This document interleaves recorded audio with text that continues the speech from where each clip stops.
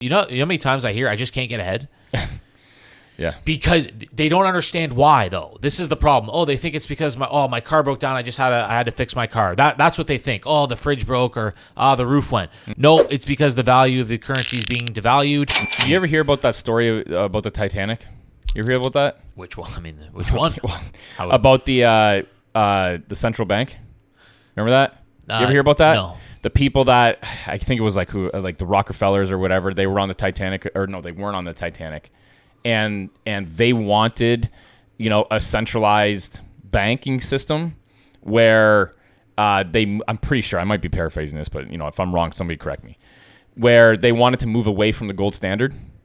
The people that wanted to keep the gold standard were on the Titanic. Did you ever hear about this? No, surprisingly. Yeah, and obviously the Titanic sank. Yeah. There's a bunch of theories by which people think that boat sank, that ship sank, because the Rockefellers and whoever else that wanted to move away from the gold standard sank the people that were opposing it.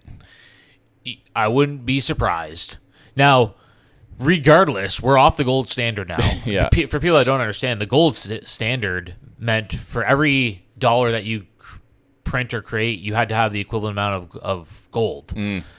And if you go off the gold standard, there is no cap to money. Yeah. There's no cap to... You see what happens when there's no cap to immigration or whatever. No cap to anything. Well, look at what happened when there's no cap to money.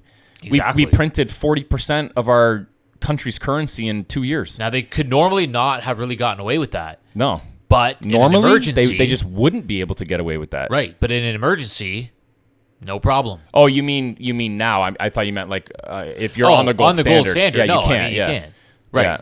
So now you have mass inflation. And the Yeah. problem is, I'm going to keep saying it so people understand, is that because there is no standard of money, every time that money is created, which is generally in the good times 7 to 8% a year of money supply increase, your savings is being devalued at that rate. The money, so you have to work way harder, or you have to invest that money at such a high level that you can at least break even, or you are continuously falling behind. That's why, you know how many times I hear I just can't get ahead?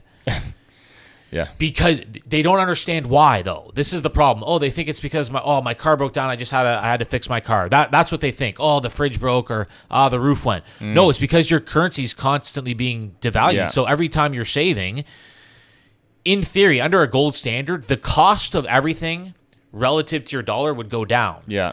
Because the currency's holding its value. Yeah. And you're producing more goods, right? As society increases in complexity and functioning. Yeah. And with all the technological advancements, you can mass produce fridges, no problem now. Yeah. So they should come down relative to the dollar. Yeah, they're not.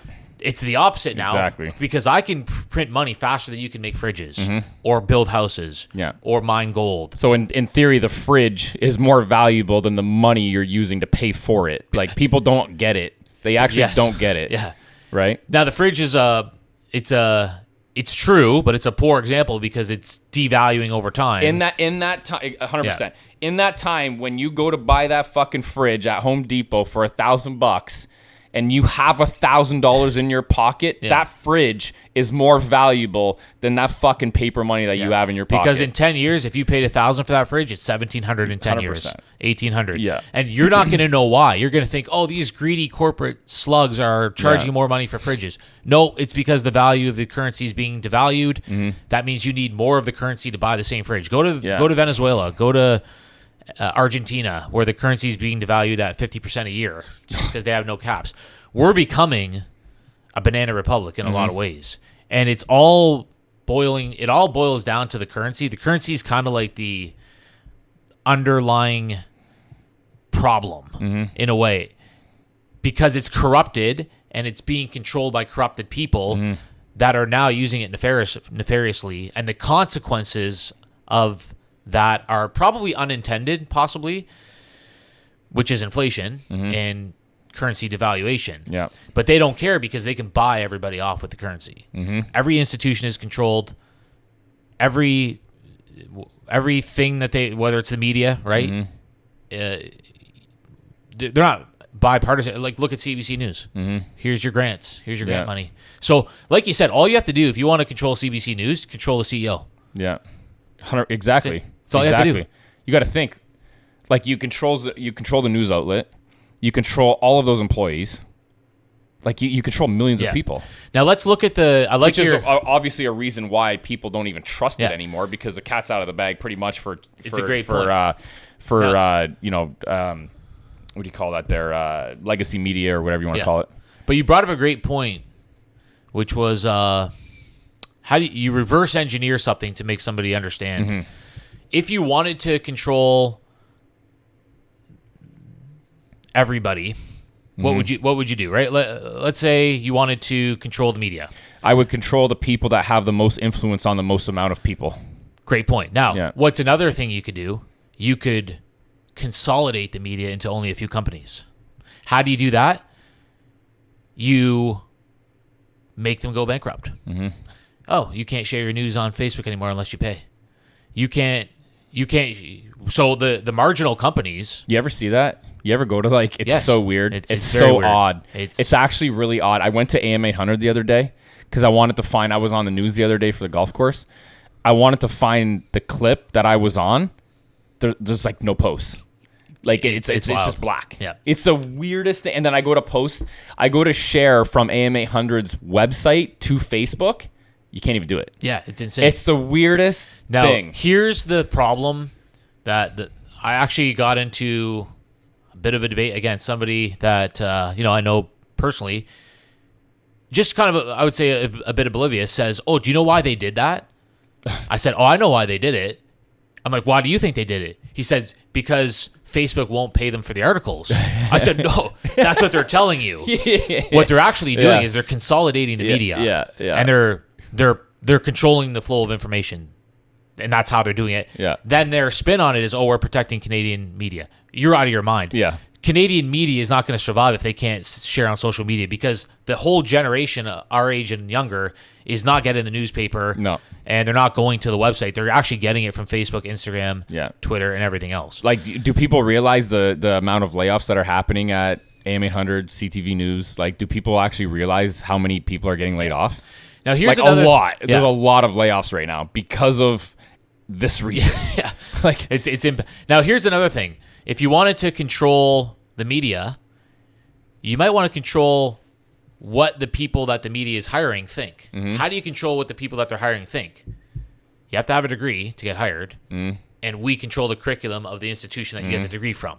Yeah. And we're going to teach you how you should think about politics. We're going to indoctrinate you. Yes. Yeah.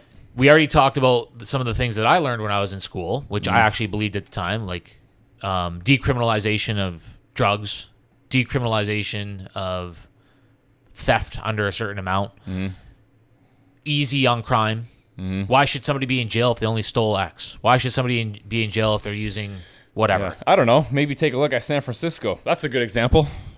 You want to own a business in San Francisco? Yeah. You want to open one up over there? Yeah. So exactly. So it's so many layers deep.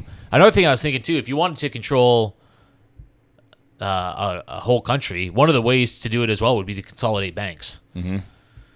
You might want to take out a bunch of there's how many banks in the U.S.? Thousands? Yeah, there's something that's not good for 4,000 or control. 5,000, I want to say. Hey, that's not good for control. No. I think we might see a bank consolidation over the coming years. Probably. As they squeeze out the regional players. Hey, if you're a bank, you got to buy all of our bonds. Right? You have to have a certain amount of bonds. Then what do? They raise rates. The value of the bonds plummet. Now the banks are underwater. Well, you said we had to do this, but now you're raising rates. Oh, too bad. The bank's going under. JP Morgan Chase comes in and buys them. Consolidation of banks. Of banks. Who bought that one that went under? Credit Suisse. SVB. Yeah, wasn't it? It was. No. SVB went under. Who bought them? Yeah, good question. Somebody. I can't remember. It was a big bank though. Yeah. And SVB was a big bank. They're a very big bank. But that's what happened to them. Exactly. They got called when their money was in bonds. The value of the bonds plummeted. Now they can't. They're not liquid anymore. They literally can't. Yeah. Now, people will say, "Oh, this is crazy to think this is a conspiracy." I'm just saying, if you're at the top, there's a very clear playbook of things that are hindering your power. Oh, all these regional banks that can just kind of, they're running by their own. How do we mess them up? How do we consolidate those? I wonder if people ever realize or think about some of the reasons why they're not getting ahead is because they actually don't understand this, or they don't want to believe it. They don't want to believe that the system is so corrupt that the people at the top can't do this kind of stuff when they absolutely can. It benefits them, and that's why it happens. It actually makes perfect sense. 100%. I wonder if people actually realize that all the talking heads that they watch, they're bought. They're bought. It's frivolous. It's scripted. Yeah, exactly. It's scripted. It means nothing. There's things going on in the background that everybody doesn't understand. They don't get it. I wonder if people truly see that. And I don't think they do. Because when they make comments like that, I can just never get ahead.